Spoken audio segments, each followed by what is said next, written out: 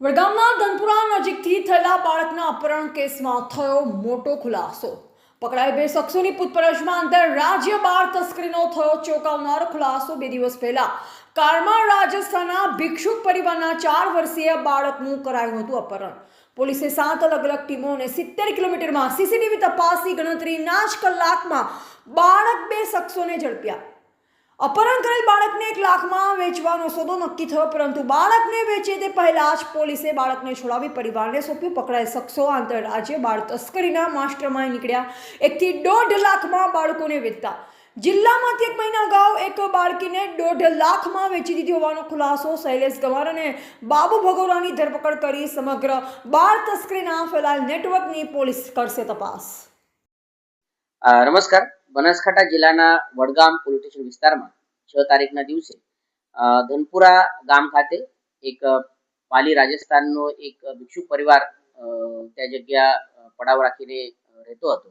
તેના જે નાના બાળકો હતા તેમાંથી એક 4 વર્ષનું જે નાનું બાળક હતું તેઓને ગુનાહિત પ્રવૃત્તિ ધરાવતા એક કિસ્મે ગાડીમાં આવીને ઉલચાવીને તેઓનું અપહરણ કરીને લઈ ગયા હતા.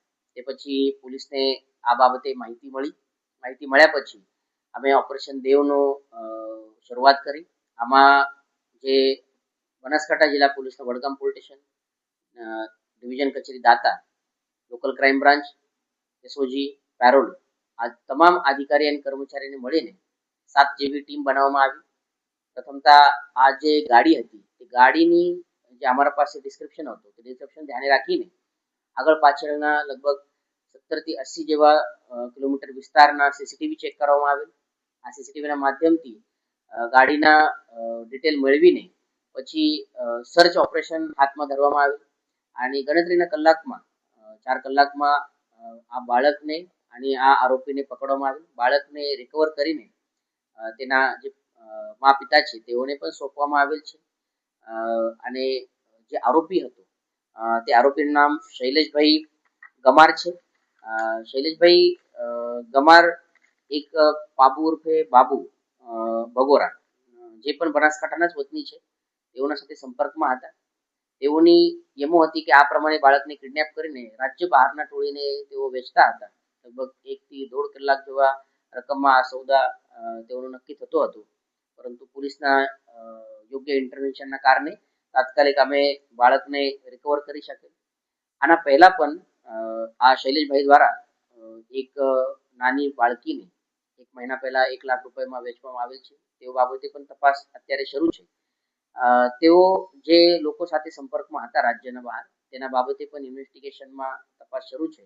અને આવનાર સમયમાં જે તપાસ થશે તેમાં હજુ પણ અટકાયત કરવામાં આવશે. અત્યાર સુધી અમે બાળકને રિકવર કરવામાં આવેલ છે અને જે ગાડી છે તેની પણ સીઝર કરવામાં આવેલ છે. આ લોકોની જે એમો હતી તે બાળકને, નવજાત બાળકને લઈને અથવા બાળકને કિડનેપ કરીને વેચાણ રાજ્ય બહારના ટોળી સાથે સોદા કરીને કરવામાં આવતો હતો. અને તેના સિવાય જે બાબુ ઉર્ફ બાબુ છે, જે બીજા આરોપી છે, તેઓની પણ અટકાયત કરવામાં આવેલ છે. તેઓ જે યુવતીઓના પૈસા લઈને સોદા કરીને લગ્ન કરવાની તેઓની એક એમો પણ આમાં ધ્યાન પર આવેલ છે. તેના બાબતે પણ તપાસ અત્યારે શરૂ છે. તમામ ટીમ દ્વારા જે તાત્કાલિક કામ કરવામાં આવેલ તેના કારણે બહુ સારી રીતે બાળકની રિકવરી કરવામાં આવેલ, કેમ કે સોદા નક્કી થયેલ હતો અને થોડો પણ વિલંબ થતો તો કદાચ આ બાળક રાજ્ય બહાર જતો રહેવાની શક્યતા હતી. તે પછી થોડા પ્રયત્નો વધુ કરવો પડતો હતો, પરંતુ ભિક્ષુક પરિવાર અને એક નાના પરિવારના બાળકને પાછળ આપવામાં તમામ ટીમને જે સફળતા મળી છે તે બદલ પણ હું ટીમને અભિનંદન આપું છું.